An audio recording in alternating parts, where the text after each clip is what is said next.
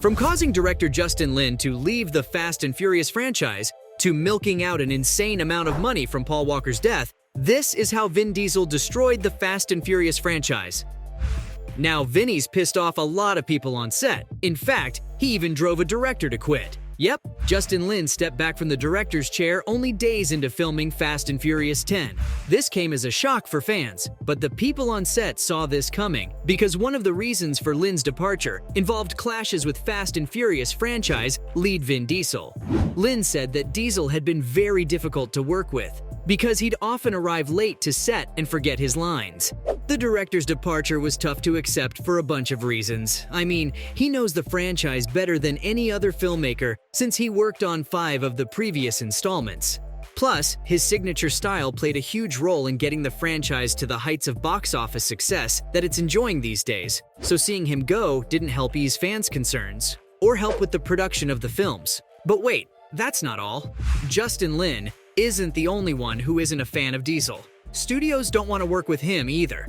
Daniel Rickman claimed that the 53-year-old is so difficult to work with that even studios don't want to collaborate with him.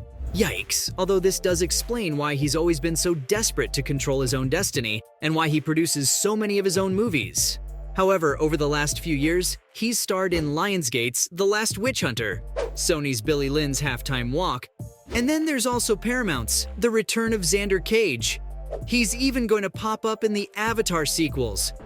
So the question is his reputation really damaged? I mean, the guy's still getting work. That being said, there have been plenty of complaints over his work ethic, conduct, and professionalism. If you don't believe me, then just listen to Charlize Theron. She's not a fan of the 53-year-old actor, and for good reason. In 2017's The Fate of the Furious, Charlize and Vin Diesel were cast as enemies. And guess what? She didn't have to put too much effort into her on-screen scenes with Diesel, because as far as Theron was concerned, they weren't just enemies on screen, but off-screen too. She absolutely hated working with Diesel. An inside source shared that Vin acted like a diva on the set. It looks like the fame went straight to his head. Not to mention that apparently he also had a bad habit of telling her where to stand and how she should read lines. But that's not all. Brace yourselves because it gets worse. He even bragged about how much she enjoyed their on-screen kiss. I hate to ask, but did she really? Charlize reportedly gagged at that comment. So that speaks for itself. I mean, do you need any more of an explanation? Theron isn't the only one who's mad at Vin, though. You can add Dwayne "The Rock" Johnson to the list, too. Remember his feud with The Rock? It reportedly started on the set of The Fate of the Furious, and they've had a rocky relationship ever since. Things spiraled out of control when Rock complained about Diesel's unprofessional behavior on Instagram. Dwayne basically called out a few of his male co-stars as candy ass, which was a jab at Vinny. Now, Diesel addressed the elephant in the room a year later in 2017 and explained that Johnson didn't mean what he said, and then added that Dwayne's only got one Vinny, his older brother, in the acting world. The Rock did not take that comment well and shot back that he's only got one brother in this world. Here's a hint. It's not Vin Diesel, that's for sure. Sadly, the co-star's relationship has remained the same all the way into 2023. And even though it's been already established, Vin Diesel's really difficult to work with. The guy didn't make filming Fast and Furious 7 an easy job, probably because he was a walking nightmare on set. His behavior was so bad that the cast and crew ended up having really low morale. Would you be excited to work if the main lead spent all his time cooped up in his trailer? So here's the deal with his fancy trailer. Vinny's got a 1,100 square foot custom-built gold trailer, and it's loaded with insane stuff like round-the-clock video surveillance, granite countertops in the kitchen, and even technology worth around $7,000. Guess what the weirdest part is, though? Vin always lugs around the trailer with him for whatever movie he's in. But that's not all. According to a close source, Vin once spent a whole day in his trailer, and when he did show up, he made the crew wait for him for 4 hours. Wow, talk about unprofessionalism.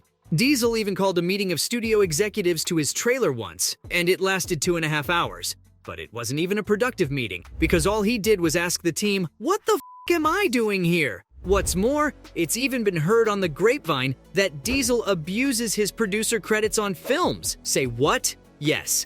Diesel uses his producer title to accommodate his laid-back attitude on sets. So you know how Diesel was a producer on the 2017 movie, The Return of Xander Cage.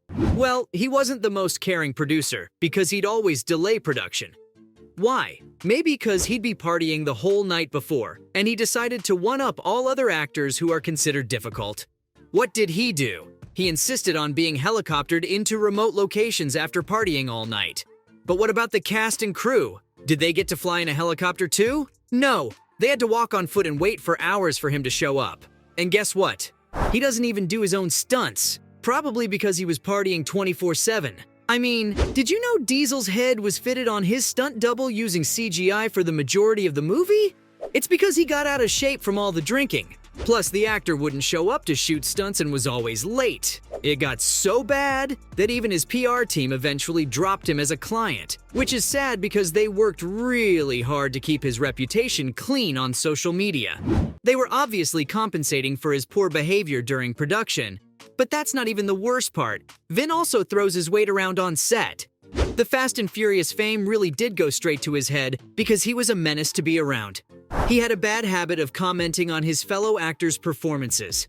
Oh, and did you know he even criticized Dwayne "The Rock" Johnson and Charlize Theron?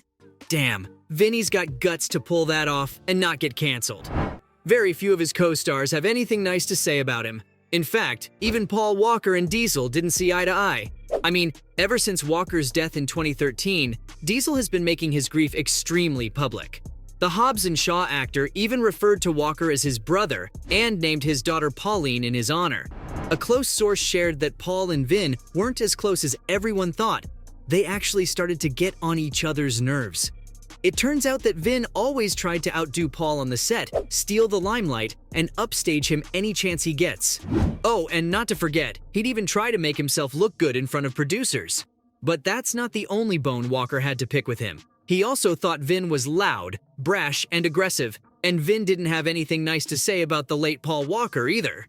He thought of Walker as a Hollywood wimp and believed he could walk all over Paul when it came to negotiations. Vin's behavior did not amuse Paul. In fact, before the actor died, he shared that Vin and him have different approaches to life and can't ever be sure if they reached common ground. The tension between them was so bad that there were days when Walker would want to crack Vin in the head. And guess what? Apparently the feeling was mutual. The worst part of all, though, it has to be that he cashed in on Paul Walker's death. An insider told the National Enquirer that the 7th installment of Fast and Furious should be shelved as a memorial to Paul. Did that happen? Nope, not when mega millions are on the line. So then, the scriptwriters tried their best to write him out of the series in a respectful manner. But that didn't really go according to plan. The source also shared there were even some talks of having Paul's brother, Cody, replace him in the series. He would have gotten an ongoing role as Brian's younger brother in an 8th film, a decision that Walker's family and friends did not approve of. The source said that even though the decision was considered creepy, Vin was all for it, probably because he saw Cody's role as a way to honor Paul's memory and allow him to continue making money through the Fast and Furious franchise. And that's all. From milking money out of Paul Walker's death to causing a director to quit, this was how Vin Diesel destroyed the Fast and Furious franchise.